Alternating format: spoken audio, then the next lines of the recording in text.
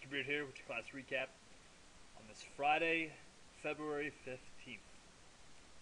We started today with the mystery Bellringer, where we had to use inferences to make a conclusion about who committed the crime and why. Again, we do this activity as both a reading strategy and a writing strategy to force us to use inferences when we're reading to make logical claims based on evidence that is in the text. It helps us with our writing by forcing us to put evidence in our text to back up our arguments. Alright, after that we did a little grammar writing activity that involved the parts of speech. We have moved away at this point from just identifying parts of speech and moved toward using them in our writing, which is ultimately the point of grammar, is to help you as a writer to identify and use those parts of speech. Alright, so here is the writing activity I was talking about. This was a quiz score, so if you weren't here, obviously you'll have something a little bit different. But here's the basic gist. You need something that has both an adjective, an adverb, a preposition, a pronoun, and a conjunction. So something that has one of each of these. Has one of each. Now you can use more than one, and you can use things that aren't on here. Obviously you're going to need a verb and a noun, or it would be a sentence. Or a noun or pronoun, or it would be a sentence. But you must use all of these at least once to get full credit. So let's look at an example sentence of how this would look in practice. Alright, here's an example sentence of all of these in play with my lovely awful handwriting, so we can read this. We have an adjective, the, but it's an article, so we can't count that. We have another adjective, smart, that we can count. It's modifying our noun, girl. So the smart girl quickly deduced that both the money and evidence were under the bed. So quickly jumps out because it ends in ly as an adverb. So we will go ahead and highlight that with pink because it is an adverb.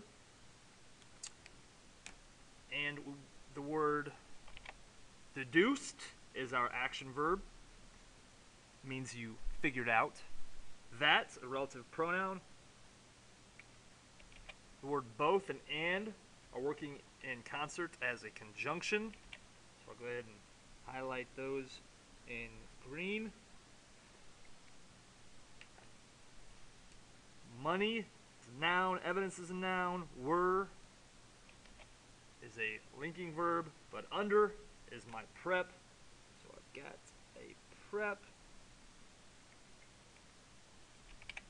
And the word his is really nasty handwriting here, but that tells me that is a pronoun, so I can highlight it. Now technically, cheating just a little bit here because his functions as an adverb in this sentence, although it is technically a pronoun, so I would count this if the sentence were turned in as is. So there you have it. Now, I'm not going to go ahead and walk through the next sentence, but it was the same concept, using a noun, an action verb, not a linking verb, an adjective, an interjection, and this time you had to use also an article adjective.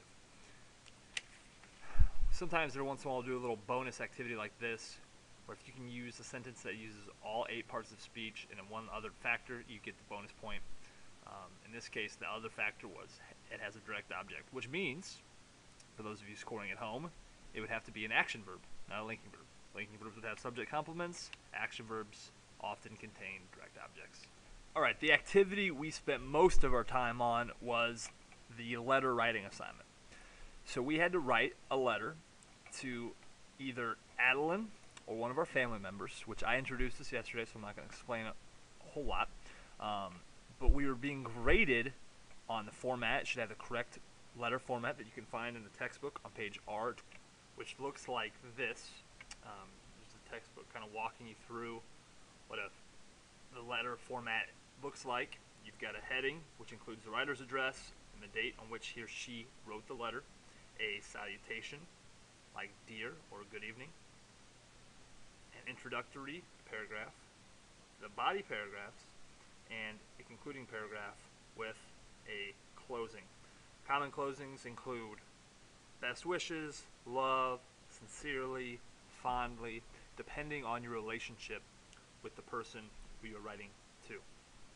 So that is the format aspect.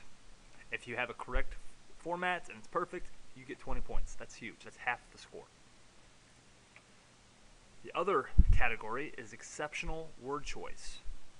That means you don't use boring dead words like good, bad, happy, sad. All of those are boring, which itself is a dead word.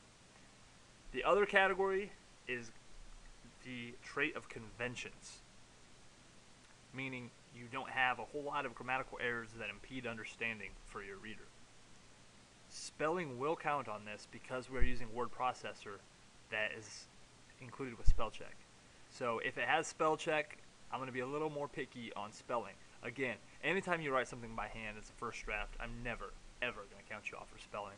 But you know what? We've got a word processor, and you do need to be able to use it correctly. And if you have questions about spelling, I was there to help you. So to get a 10 on this, it's going to contain no major grammatical errors. It must be no more than one page, but also have 4 paragraphs, just like the example in the book that I showed you. And it can again be to Adeline's family or your own family member. But make sure to read the directions so you know what's being asked of you. Thanks for watching, and that's it for today, folks.